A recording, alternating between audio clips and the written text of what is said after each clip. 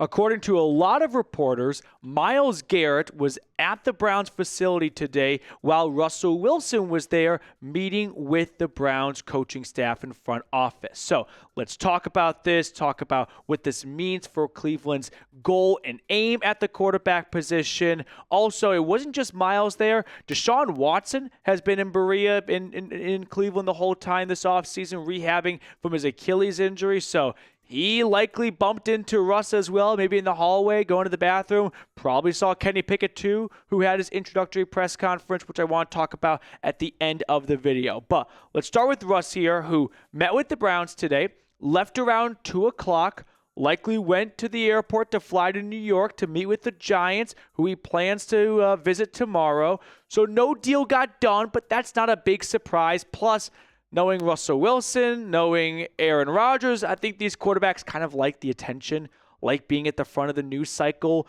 So they are likely going to drag this out for a little bit and not just, make an impact decision or make an impulsive decision and go, yeah, you're right, let's sign right here, right now. No, I think they like being talked about and they kind of enjoy that process being stretched out as long as possible. But as for Garrett meeting with or being, I don't want to say a part of the Russ pitch, because I don't think it was like a pitch. I think this was both sides wanting to probably figure out if this would be a good fit. For the Browns, it's not like they were meeting with Peyton Manning when he was leaving the Colts, right? We can all agree that Russell Wilson at this stage of his career is not the Seahawks quarterback we all, remember watching for so many years. They had some questions probably about, hey, how's the calf after missing a third of the season to open up the 2024 campaign? Oh, saw you guys lost your last 5 games of the season. Want to talk to us about that a little bit? And then for Russell Wilson, he probably wants to learn, so you guys going to get a quarterback at number 2? Because I don't really want to come here if I'm just going to be the next Kirk Cousins where I sign a contract and then 6 weeks later, you select my replacement. So I don't think this was a wine and dine, bend over backwards, do whatever you can for Russ. But I think Garrett being a part of it to some degree, to some level, shows the Browns definitely have a lot of interest in Russ. I don't think they are just kicking the tires on him. I think they have serious consideration to hire him and to sign him to be their quarterback as the bridge option until either a rookie takes over or if he plays well, you got no reason to bench him, right? So he had a good stretch with the Steelers, but ended on a sour note. Garrett being a part of this to some degree, we'll never quite know unless someone inside the walls of Berea leaks if Garrett was just there to, open the door, shake his hand, go, hey, welcome, would love to strap up next to you and looking forward to the possibility of playing with you. I've always admired your game, and I'm going to go to the weight room right now, but Andrew and Kevin, they're going to take it from here and do a great job of showing you around and talking about what Cleveland Browns football is all about. So I would envision that was more of Garrett's role in this and not, hey, you're going to sit down with Barry, DePodesta, if he's even there, Stefanski, and Tommy Reese, and we're going to talk all about, along with Myles, and talk all about why you should sign with the Browns. That seems like a little bit of an aggressive push for a quarterback who I don't think really warrants that aggressive of a push. I did see this one snippet from Mary Kay's article about it that I just want to discuss for a second, and then we'll pick up where we left off. But she wrote a nice breakdown of this, obviously well tapped in with the team. And she said, if he helps land Wilson and the Browns get back to winning this season because of him, Garrett will have made up for his trade demand and hardline stance that he wanted out to go elsewhere to win a Super Bowl. That's her opinion. I disagree with that opinion. And the reason why is I don't think anyone's too frustrated that Myles requested a trade. When he first requested a trade, the reaction was, I can't believe Andrew Berry let it get to this point. Shame on the Browns. They're wasting these players' primes of their career. And I kind of thought, not good for Myles, but I understand it. He's made a ton of money. He'll make a ton more money, and he wants to go somewhere he can win, and he doesn't think that's Cleveland. And I've always respected athletes that put winning above money since they already make millions upon millions upon millions of dollars to begin with. I think the beef with Garrett from the fan base really started when he did this public media radio road tour in New Orleans. He wasn't bad-mouthing the Browns, but he was not saying the nicest things about the team and whatnot and the direction they're headed. And that ruffled some feathers with fans that went, hey, dude, we kind of went to bat for you, after the whole Mason Rudolph thing, and we stuck by you. And now you're kind of just kicking us to the curb a little bit, and you're doing a whole media tour about it. You could have just requested a trade and let it be there. But now you're on the Rich Eisen show saying, I want a trade. The next best thing for me would be a trade.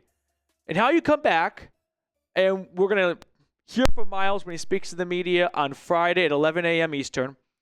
And I'm very curious to see how he answers a lot of questions. But no, I don't think Russ coming to Cleveland, and if they go, say 10-7, and maybe make the playoffs and lose in round one, it's like water under bridge, Myles. You did it. You got Russ for us, who helped us go 10-7. But let's be honest, I don't think Wilson's been a big catalyst for any of the winning that he's had in the last couple of years. Between Pittsburgh and then Denver, no one looks at those and goes, all those wins, that's Russell Wilson right there for you. No. So I don't agree with this idea that this could help make up for the way the trade conversations went. Before we get any further in today's show, I do have to give a big shout out to our friends over at Mando. Mando is a whole body deodorant safe to use anywhere on your body.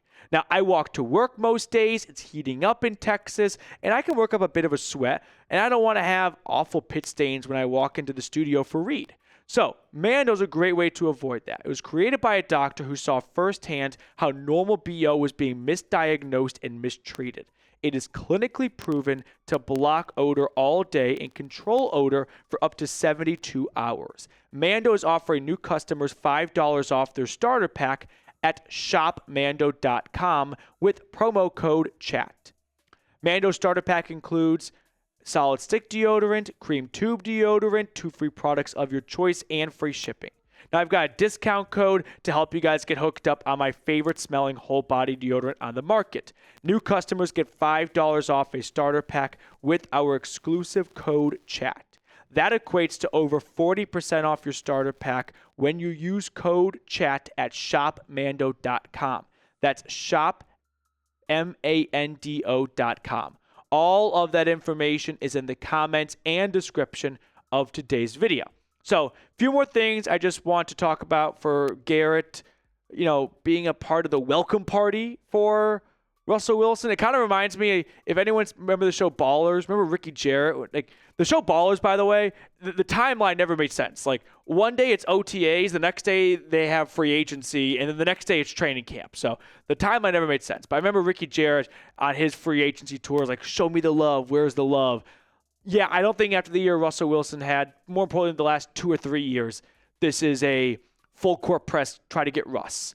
Unless they think it's down between us and the Giants, which it could be, but the Giants are also, they're flirting with 2 different quarterbacks. They want Aaron Rodgers, and they are also keeping themselves available for Russell Wilson. Basically, there's 3 teams with 2 quarterbacks, the way I see it. Aaron Rodgers, Russell Wilson, and the Browns, Steelers, and Giants all making this triangle with only 2 QBs. The third one is actually Joe Flacco, who is meeting with the Giants. So maybe this is the Giants bracing themselves for what if Rodgers picks Pittsburgh and Russ picks Cleveland. We better have a third option. I will say this much. For these 3 teams, or let's take these 2 teams, Cleveland and New York, doing a lot of work on these veteran quarterbacks. Doesn't really point to a lot of indications that they plan to go with a quarterback with picks 2 or 3. They very well could double up. The Falcons did it last year with Penix and Cousins, but man, I think these are 2 teams that really want one of these veterans because I don't think they have much faith in what's likely going to be Shedeur Sanders, because I believe Cam Ward is going to go first overall to the Tennessee Titans. The Titans have signed 1 quarterback so far, Brandon Allen. If you're like, who? You're right. So I think that could be what's the play at number 1. And I'm not convinced that the Browns let everyone know at the combine their quarterback plans. So that's kind of the news. I think the funniest part about all of this is DeShaun Watson being at the facility with Russell Wilson. I've never been inside, the Browns facility, but I like to envision this is kind of like there's an episode of this where you got to keep your two girls apart, where they have like Russell Wilson in one wing of the training facility and Deshaun Watson in another wing, and you just don't want to mix those two up. I feel like that's been an episode in 5 different sitcoms. So we're just running in between. I think this might be a Friends episode where like 2 dates are at once, or like The Office had an episode like this where they keep going back and forth between 2 dates. I don't know. There's a million shows that have done something like that, and I like to think not that the Browns really had to protect Watson's ego. But, yeah, that must have been a little bit awkward if the two really did have a nice little, hey, welcome to Cleveland. I heard you're here to replace me.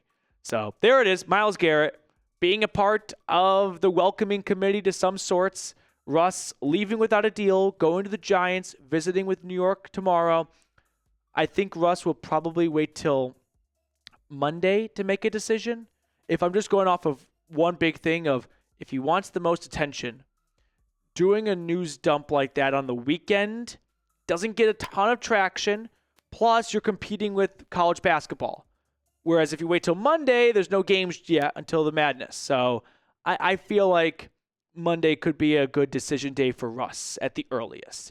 But listen, if you just enjoy being a part of the drama a little bit and you're like, you know what?